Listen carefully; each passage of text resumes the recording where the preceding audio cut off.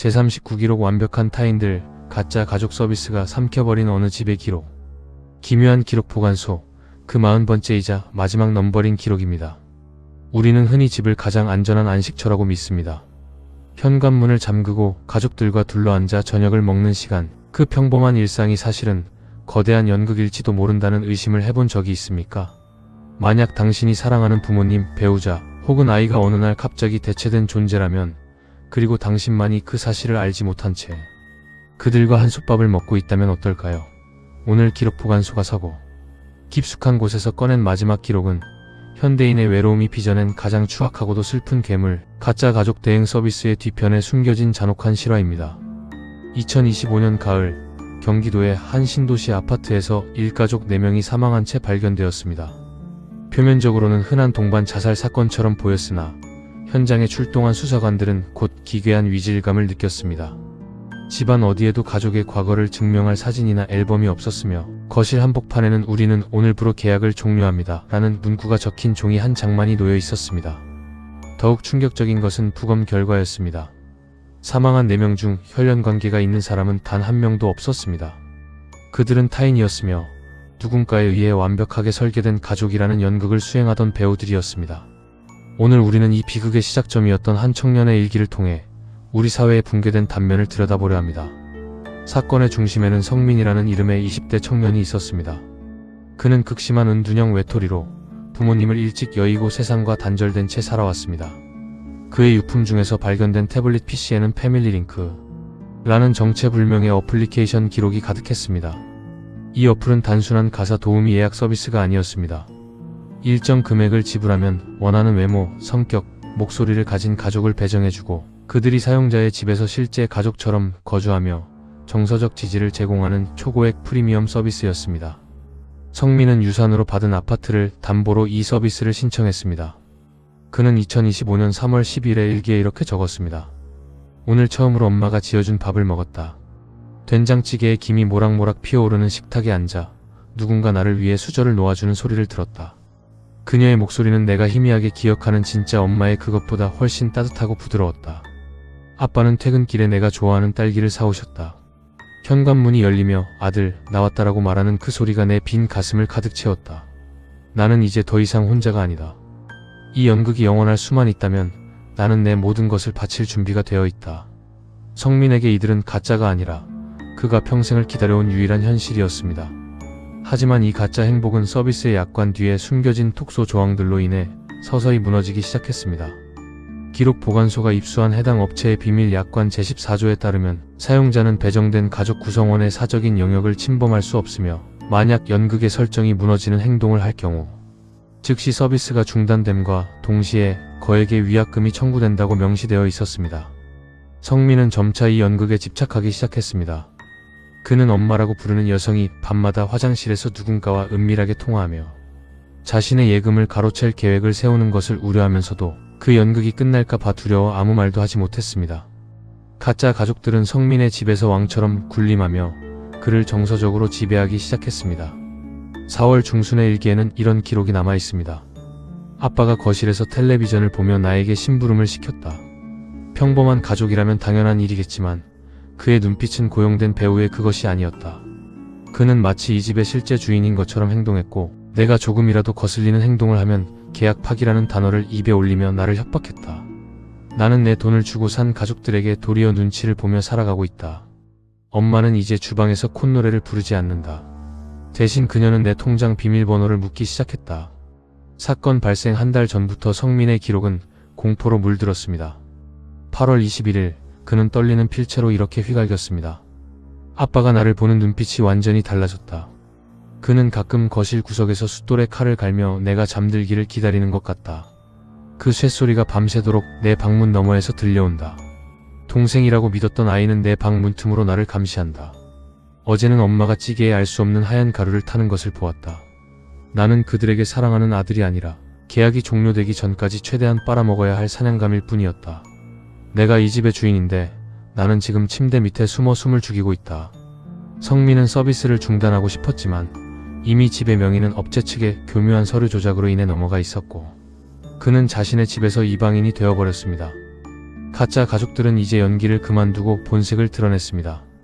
그들은 성민을 안방에 가두고 그가 밖으로 나오려 하거나 소리를 지르면 아들이 정신병이 심해져서 발작을 한다며 이웃들에게 거짓 소문을 퍼뜨렸습니다. 관리사무소 직원은 그 집은 늘 화목해 보였어요. 가끔 아들이 소리를 지르긴 했지만 부모님이 너무 정성스럽게 간호하는 것 같아서 아무도 의심하지 않았죠라고 증언했습니다. 가해자들은 이웃들의 신뢰라는 방패 뒤에서 성민을 서서히 죽여가고 있었던 것입니다. 비극의 날이었던 9월 25일, 성민은 마지막 결단을 내렸습니다. 그는 거실로 나가 모여있는 가짜 가족들에게 울부짖으며 진실을 요구했습니다. 제발 그만해. 당신들은 내 가족이 아니잖아. 돈은 다 가져가도 좋으니 제발 내 집에서 나가줘. 하지만 그들은 차가운 미소를 지으며 대답했습니다. 우리는 계약을 충실히 이행했을 뿐이야, 성민아. 내가 원했던 완벽한 가족의 온기를 우리가 주었잖아. 이제 너의 자산이 바닥났으니 우리도 퇴근해야지. 그런데 퇴근하려면 마무리가 깔끔해야 하거든.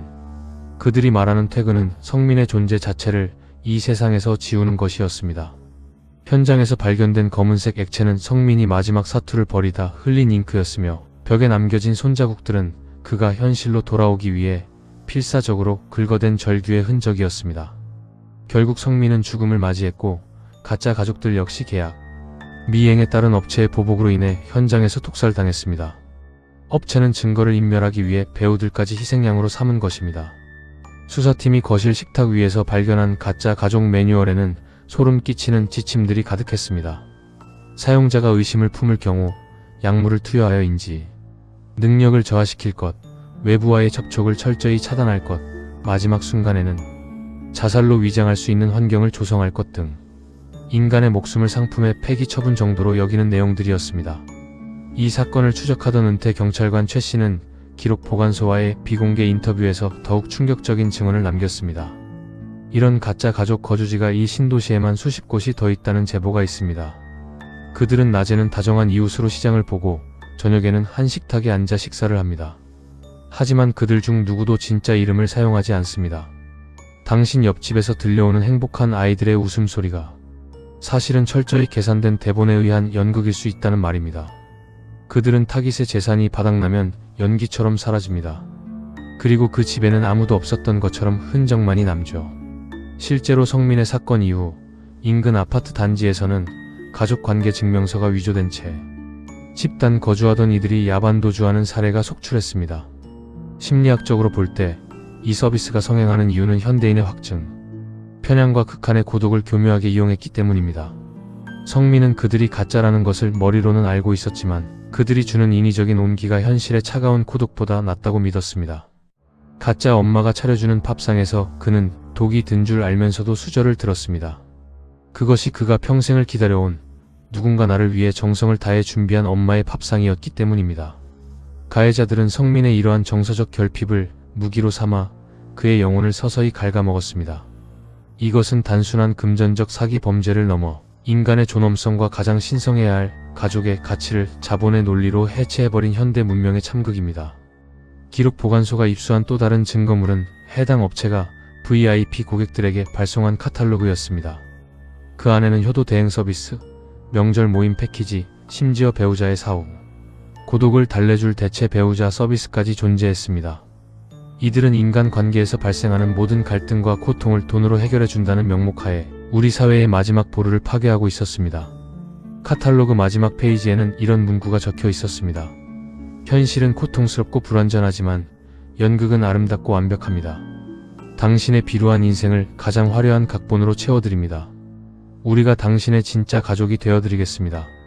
이 달콤한 유혹에 빠진 사람들은 자신이 사는 공간이 거대한 무대가 되고 자신의 삶이 남의 각본대로 흘러가는 것을 인지하지 못한 채 스스로 파멸의 길로 걸어 들어갔습니다.